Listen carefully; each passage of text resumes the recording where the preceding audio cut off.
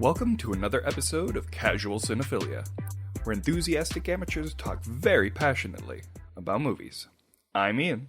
I'm Lorian, and today we are talking about the late 80s movie Beetlejuice. Beetlejuice.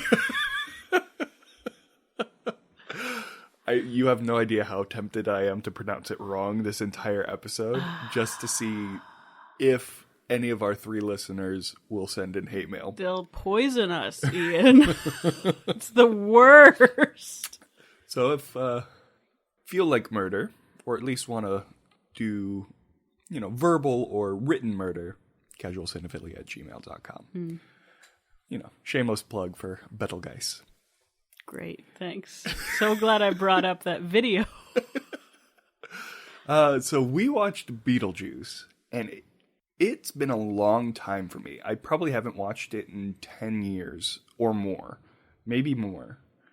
And the first thing that struck me is for a movie called Beetlejuice, he's not in it much. It's like 16 minutes of the movie he's in it. Yeah. I've watched this movie many, many times. Beetlejuice is my Halloween costume this year, but also I just like this movie a lot, so I watch it at least every year. Yeah. Well, I mean, it's a good movie. Yeah.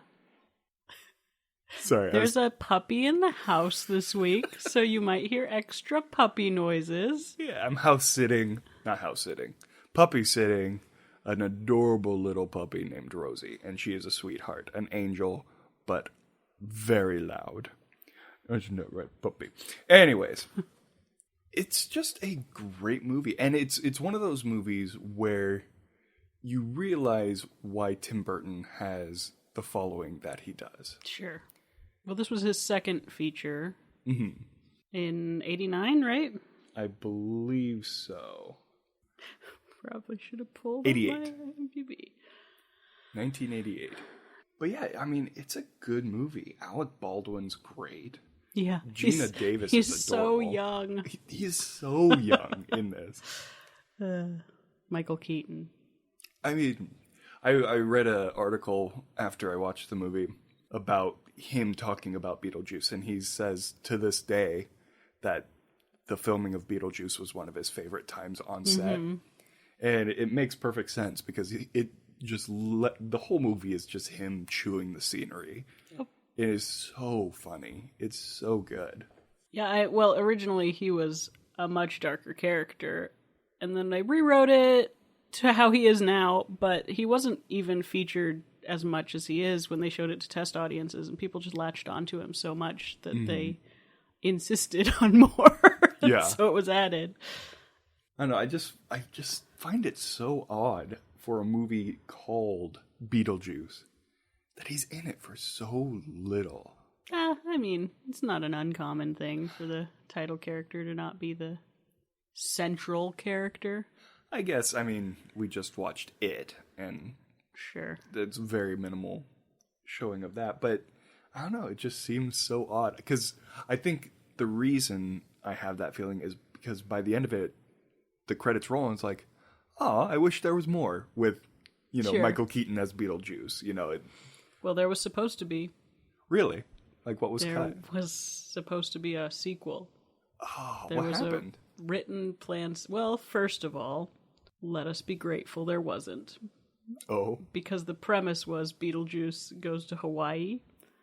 Like, the Dietzes are trying to build a luxury hotel in Hawaii, and they're being haunted by, the ghosts of native Hawaiians. And Beetlejuice gets involved. And it's that just sounds like prime territory for racism. Right. Well, it was being planned in the late 80s. It was, I think we should be grateful we don't have the originally planned sequel. Although internet rumors are always going around about it, and IMDb has a holding page for Beetlejuice too. Really? Mm-hmm. Well, because Tim Burton, Winona Ryder, everyone wants to, they just don't have it yet, Right, that's obviously Beetlejuice in Hawaii is a bad idea. Maybe it would have been a cult favorite if it were done back then, but it clearly couldn't be done now. Mm-hmm. But mostly they didn't do it because the Batman movies were right there. Yeah, those were... I got sidetracked. You know, damn comic book movies always throwing everything off. We can be grateful for them in this case. They're delightful and they avoided catastrophe. Fair enough. To be fair, the Tim Burton Batman... They are funky. They're wonky. They're funky. They're fun. But they're fun. Mm-hmm. I don't know. I enjoy them. The too. second one, though, with Penguin, that shit gets dark. Like, real dark. Anyone using Penguin in their stories, it's just a dark character. Yeah. But I mean, to go even darker than, the Joker. Sure. But I guess this is before The Killing Joke and all those, where the Joker was more of a... Right, he was more of a clown. Clown than anything, yeah. Anyways, back to Beetlejuice. We're getting ahead of ourselves. Yeah, can't jump too far ahead. Spoilers. Oh, spoiler alert for a movie that's been out for 31 years? Ish. 32 almost. Almost. Whatever it is. It's only been out longer than I've been alive, so. Sure. But if you haven't seen it, you should see it. It's a good movie to watch, fun, especially during in Halloween. this season. Yes. It is not a horror movie, and it is not a comedy, but it has a lot of horror tropes and a lot of comedy. Yes. It is a movie about death, to steal a line from the recently staged Broadway musical. Whose first song is like, guys, this show is about death.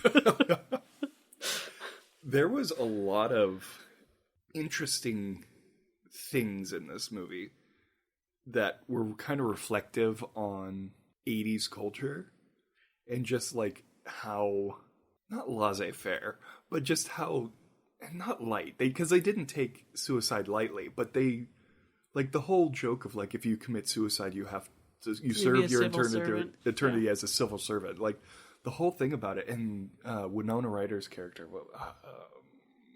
Lydia, her like writing her suicide note and that being a gag in the movie of like crossing out words, putting in better like thesaurus style words into it.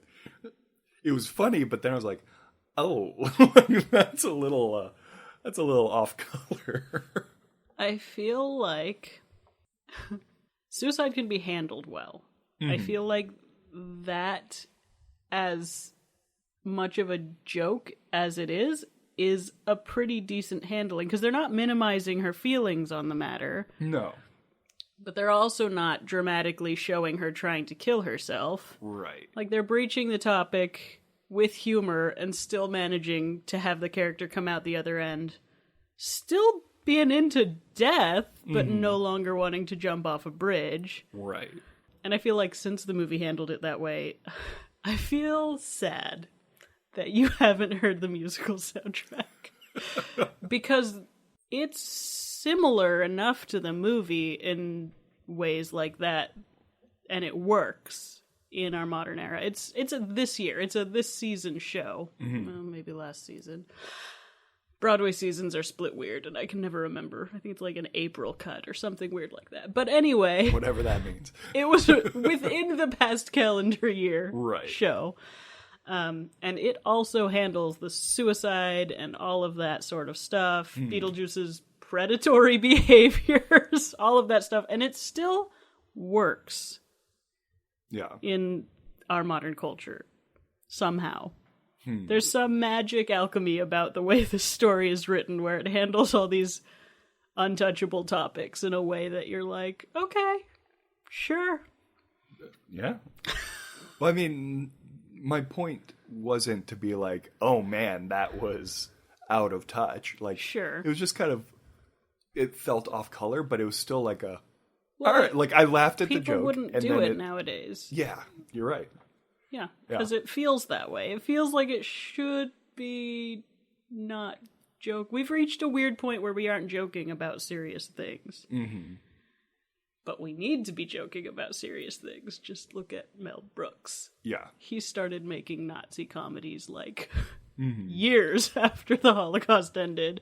Which... And his stuff is hugely successful, and it did not make Jewish people look like comedic figures. You know, like, there's a way to approach serious comedy that is totally successful. Yeah. And I think this touches on that somehow.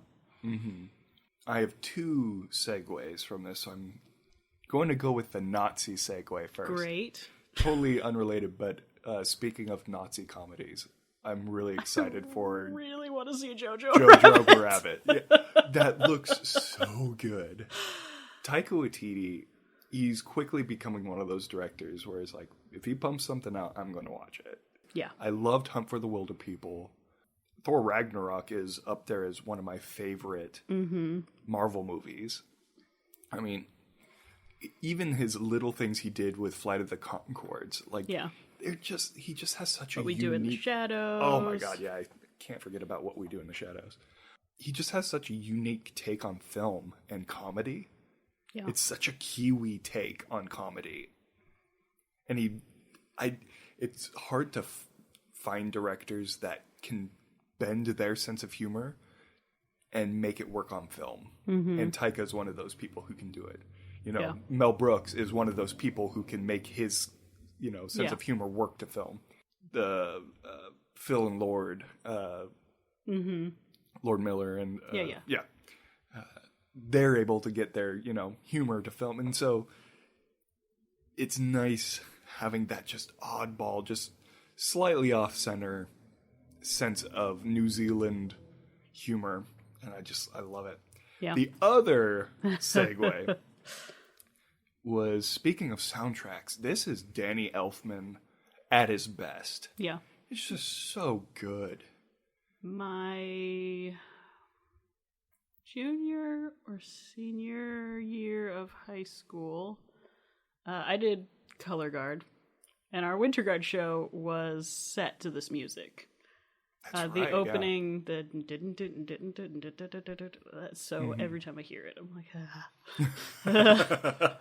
It is such good music. We didn't do a Beetlejuice show. We were dolls toys coming to life in an attic. Feel old. Yeah. It was a good show, though. The winter, honestly, the winter shows ruined a lot of music for me.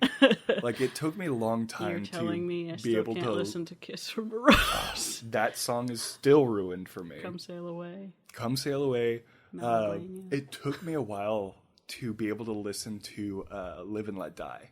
Phantom of the Opera. Oh my god. We did a Phantom of the Opera winter percussion show, and our director had the color guard do dramatic parts in the percussion shows. Yeah. And so I was the Phantom during the masquerade section, and I was like the angry Phantom. I had to like go out there and chase down Christine and like throw a really big saber toss. Don't even know what I was doing. But I was like method for some reason about this. So when we were changing to percussion outfits, I would like take all my stuff, like I had a chest binder, the whole nine, into the locker room, do my makeup, put the mask on with the costume, and never appear outside of the dressing room without my mask on. Because we weren't trying to advertise the fact that we were using women in the male roles. We just didn't have any guys who could pull off the tricks we needed done in the show. Yeah. So then I would spend like hours doing like, you know, your whole physicality has to change for you to act a different gender. It's different. So I spent hours in this strange persona. And then my part is the angry part, so I would, like, be ramping myself into fury, like, trying to get physically into that place where you can just look rage-filled, you know? Yeah. Acting, Ian. and I'd go out and I'd do my thing to the Masquerade music, but for, like, literal years after that, every time Masquerade would start playing, my